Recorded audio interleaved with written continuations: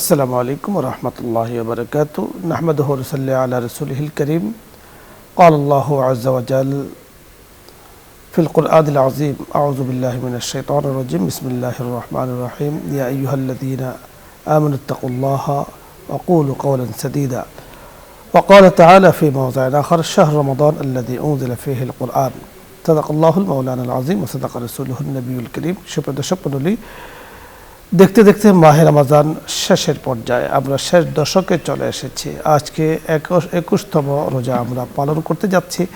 রাসূল আকরাম সাল্লাল্লাহু আলাইহি ওয়াসাল্লাম মাহে রমজানকে অত্যন্ত গুরুত্বের সাথে দেখতেন, সাহাবায়ে কেরামদেরকে বলেছেন গুরুত্ব দিতে, সাহাবায়ে কেরামও দিয়েছেন এবং নিজেই হাদিসে পাকে যেমন বলা হয়েছে যে শেষ দশকে কমর বেঁধে ইবাদতে লেগে যেতেন, অর্থাৎ সাহাবায়ে কেরামদেরকে আমাদেরকে শিক্ষা দেওয়ার জন্য রাসূল সারাক্ষণ মসজিদে ইতিকাফও করতেন, ইবাদতও করতেন। তাই আজকে আমরা আলোচনা করব মাহে রমজানের শেষ দশকের ফজিলত, গুরুত্ব, তাৎপর্য নিয়ে।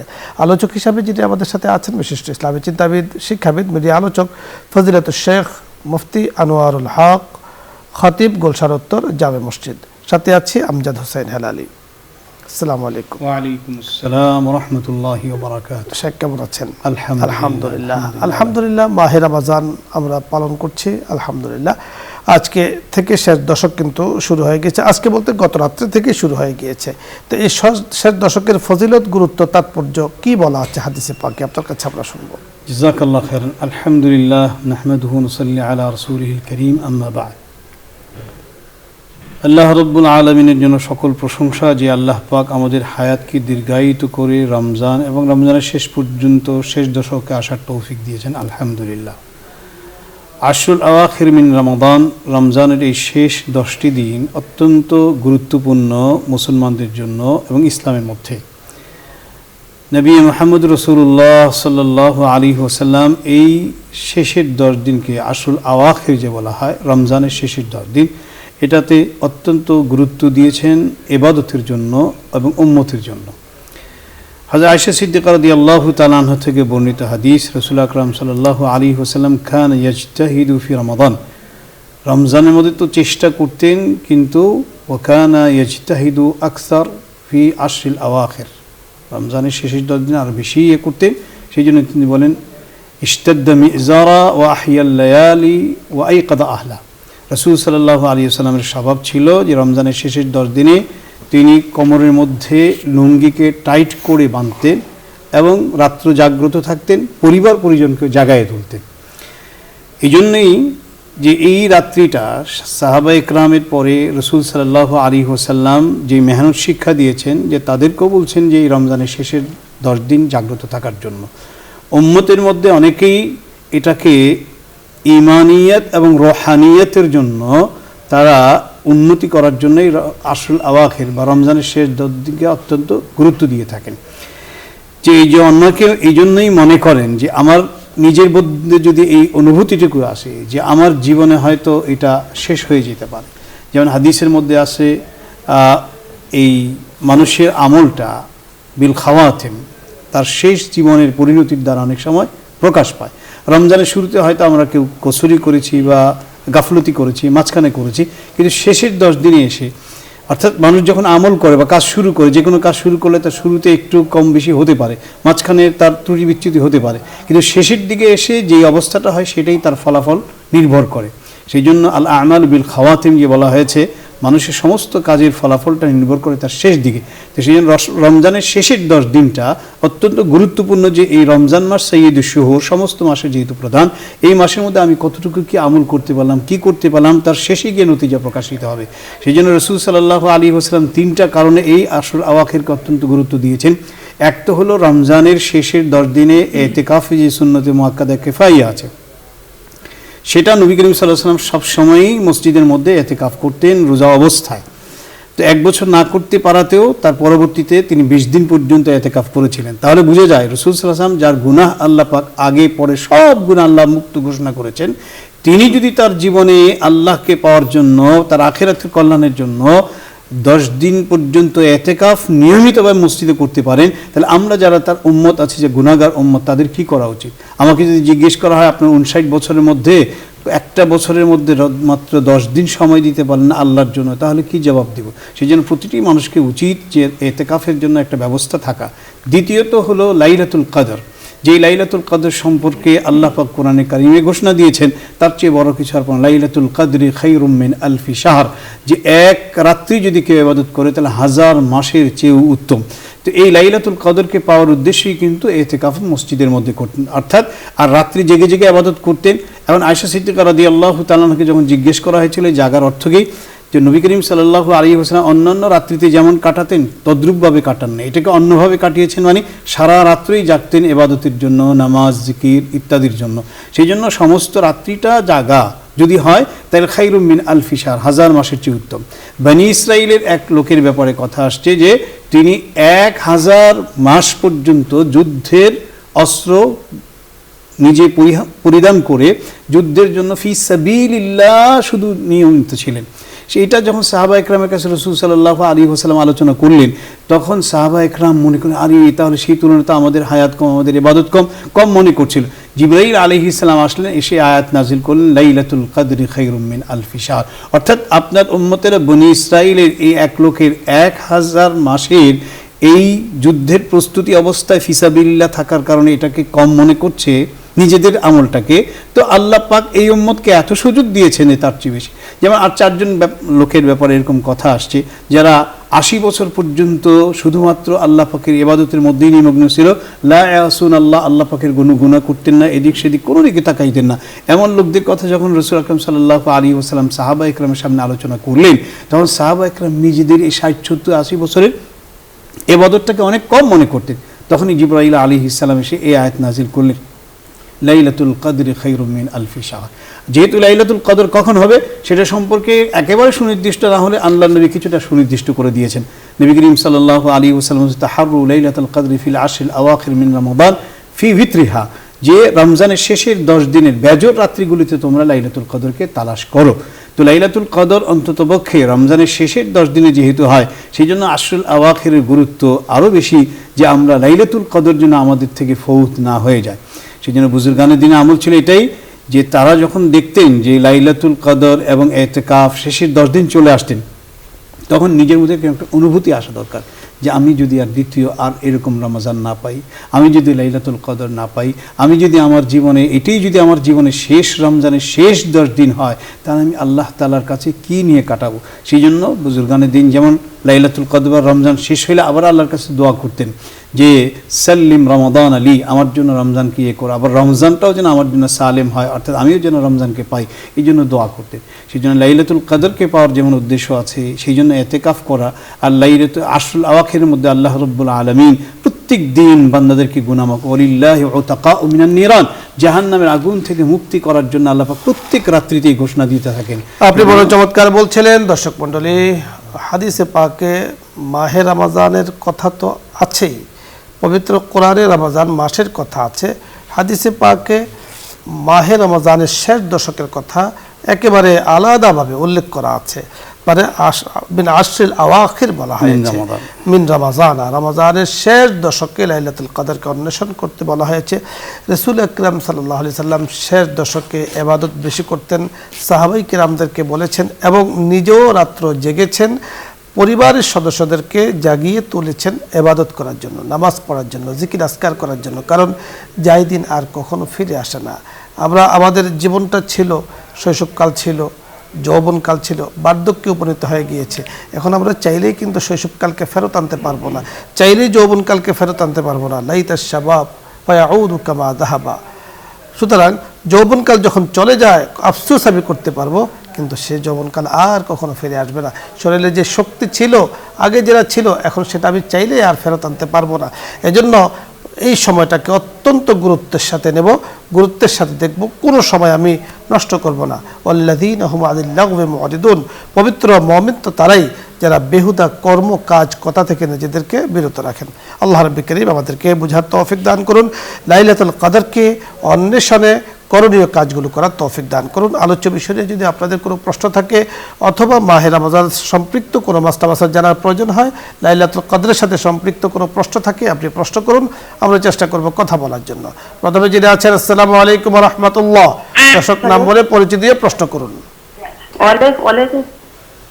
ওয়ালাইকুম আসসালাম ওয়া রাহমাতুল্লাহি ওয়া বারাকাতুহু। হুজুর, লাইনটা কাটবেন না, আমার কয়েকটা প্রশ্ন আছে। বলুন। হুজুর, তাহাজ্জুদের নামাজ হযরত মুহাম্মদ সাল্লাল্লাহু আলাইহি ওয়াসাল্লাম 8 রাকাত পড়ছে, আমরা যদি বেশি পড়ি তাহাজ্জুদের নামাজ, তাহলে কি সমস্যা হবে হুজুর? আর এই যে লাইলাতুল কদরের কথা বলছেন, শেষ দশকে বেজর রাতে তালাশ করা, আমি যদি বলি যে গত রাত থেকে শুরু হয়েছে, এই 10 দিনই যদি আমি কদরের নামাজ পড়ি, মানে তাহলে কি সমস্যা হবে হুজুর? মানে বেজর রাত্রে পড়বো, দোল রাত্রে পড়বো, মানে 10 দিনই কদরের নামাজ যদি পড়ি, তাহলে কি পড়া যাবে হুজুর? আর একটা প্রশ্ন হুজুর, যে কোরআন তেলাওয়াত করি, আমি প্রথমে সূরা ফাতিহা পড়ি, বাকারা আলী রাজিম পর্যন্ত পড়ি, তারপরে যেখানে পড়া শুরু সেখানে আউযুবিল্লাহি মিনাশ শাইতানির রাজিম পড়ে পড়া শুরু করি। এভাবে কি পড়া শুরু করতে হয় কোরআন হুজুর? আর আগে দরুদ পড়ি না, যেখানে পড়া আমার খতমে সেখানেই আউযুবিল্লাহি মিনাশ শাইতানির রাজিম পড়ে পড়া শুরু করতে হবে? আর আরেকটা প্রশ্ন হুজুর, যে আমার মেয়ে তো জানেন হুজুর যে প্রতিবন্ধী, মাদ্রাসাতে শিশুদের পড়ায়, ওখানে যাওয়ার জন্য কান্নাকাটি করে, 23 বছর বয়স চলছে, কিন্তু হচ্ছে ওই হচ্ছে সময়কালে হয়তো বা মানে পায়জামাতে সামান্য অল্প সামান্য পায়খানা মানে থাকতে পারি, তাহলে মরিতে পড়তে গেলে কি পাপ হবে হুজুর? আর বুদ্ধি প্রতিবন্ধী তার জন্য কি রোজা নামাজ খরচ হুজুর? ধন্যবাদ। অনেকগুলো প্রশ্ন আপনি করেছেন, আমরা বুঝতে পেরেছি। এক এক প্রশ্ন করে আমরা উত্তর নিয়ে কথা বলছি। সেই প্রথম যে প্রশ্নটি করেছেন আপনি তাহাজ্জুদের নামাজের রাকাতের ব্যাপারে, আর তাহাজ্জুদের নামাজের রাকাতের ব্যাপারে 8 রাকাতের কথা যেমন বলা আছে, আবার অন্যান্য হাদিসের riwayate 12 রাকাতের কথাও বলা আছে। আর রাত্রিবেলা যদি কেউ জাগ্রত থেকে ইবাদত করে, এই নির্ধারিত রাকাত ছাড়াও যদি অতিরিক্ত নফল হিসাবে আদায় করে, তাতে কোনো আপত্তি নেই বা বাধা নেই, এবং তার সওয়াব হবে ইনশাআল্লাহ। লাইলাতুল কদরের যে বিষয়, যে লাইলাতুল কদর, রাসূল আকরাম সাল্লাল্লাহু আলাইহি ওয়াসাল্লাম যদিও একটা ইঙ্গিত ইশারা দিয়েছেন যে রমজানের শেষের 10 দিনের বেজর রাত্রিতে, কিন্তু লাইলাতুল কদর সারা রমজানেই হতে পারে, এটাও যেমন একটা সম্ভাবনা ছিল। রমজানের শেষের 10 দিনে হতে পারে, এটাও একটা সম্ভাবনা। শেষের 10 দিনের মধ্যে আবার কিছুটা নির্ধারণ করে দিয়েছেন বেজর রাত্রিতে। অতএব এই শেষের 10 দিনের গুরুত্ব আমরা ইতিপূর্বে যেটুকু আলোচনা করেছি, তাতেই আপনি বুঝতে পেরেছেন যে পুরা শেষের 10 দিনটাই হলো ইবাদতের জন্য। অতএব পুরা রাত্র এই 10 দিনে যদি আমরা ইবাদত করি, তাতে তো বাধা নেই, বরং অনেক সওয়াবের কাজ হবে, এটা অনেক ভালো আমল হবে। উনি কোরআন তেলাওয়াত করেন যে নিয়মে, আপনি বুঝতে পেরেছেন, ঠিক আছে। কোরআনে কারিমের তেলাওয়াতের মধ্যে যখন আমরা খতমের জন্য পড়তে থাকি, তখন হয়তো একটা জায়গায় গিয়ে আমাদের শেষ করতে হয়, সেখানে শেষ করার পরে তার পরবর্তী দিন যদি আমরা শুরু করি, তখন সেখানে আউযুবিল্লাহ এবং বিসমিল্লাহ সহই আমরা পড়ব। আর যদি আয়াতের মাঝখানে বা সূরার শেষে শুরুতে না হয়, মাঝখানে হলে সব, তাহলে সেক্ষেত্রে শুধুমাত্র আউযুবিল্লাহ মিনাশ শাইতানির রাজিম বলে শুরু করলেও হবে, তবে বিসমিল্লাহ পড়লে কোনো অসুবিধা এখানে নেই। আর যদি সূরা শুরুতে হয়, তাহলে অবশ্যই আউযুবিল্লাহ এবং বিসমিল্লাহ দুটোই পড়বে।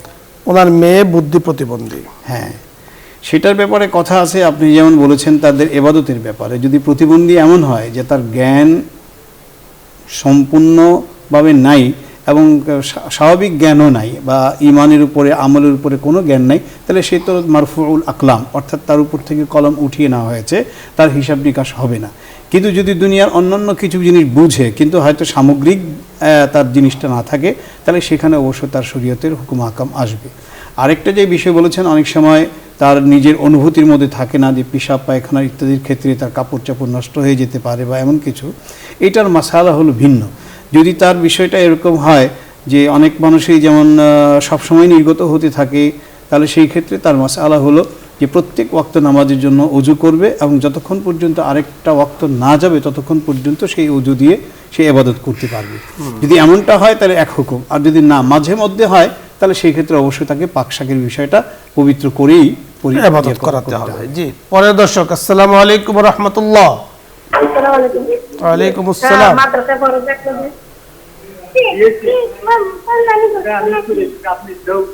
প্রশ্ন বলুন। বলা কারণ নাই, ওই জড়া ধর শুন দিছি গো, ওই যে আগের যে আর আগের যেটা তো সব শুনেন না, শুন দিছি।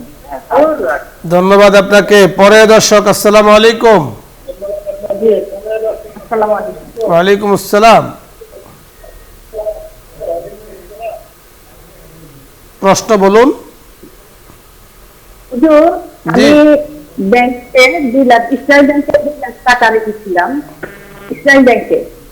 এটার ইন্টারেস্ট আছে, এটা কি খাওয়া যাবে না গরিবদেরকে দিয়ে দিতে হবে? জি।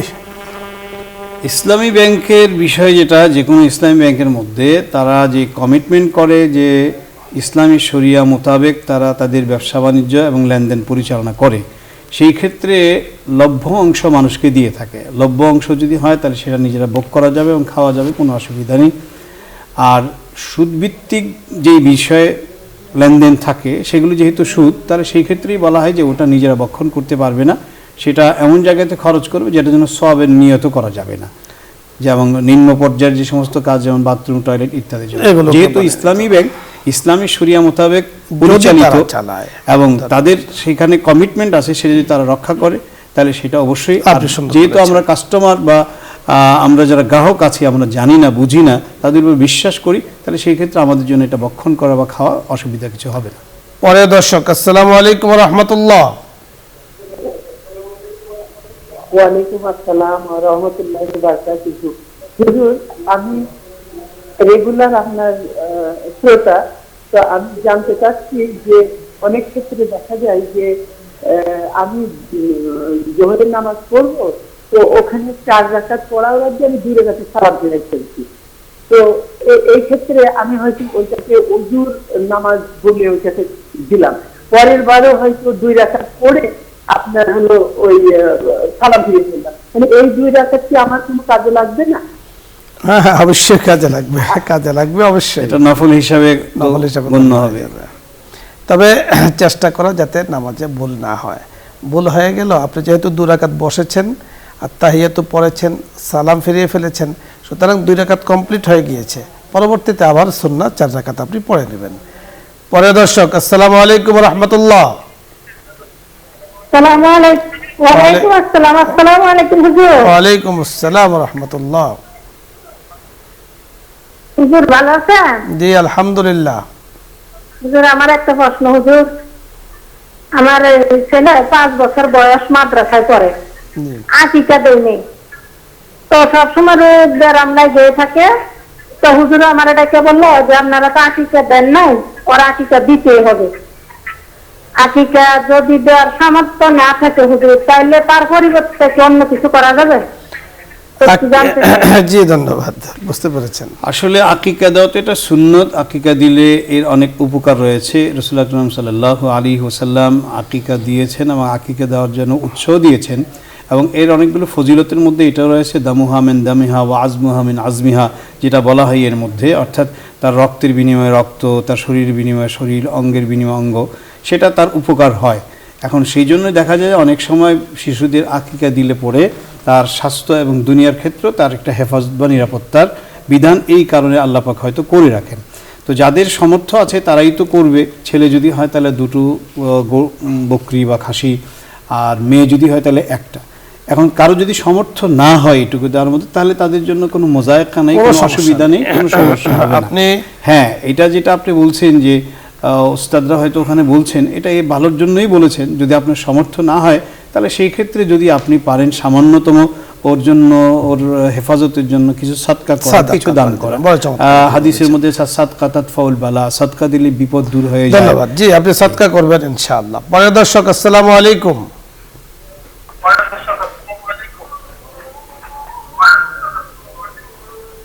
আসসালামু আলাইকুম। ওয়ালাইকুম আসসালাম। আমার হাতে টিভির ভলিউম কমিয়ে কথা বলুন।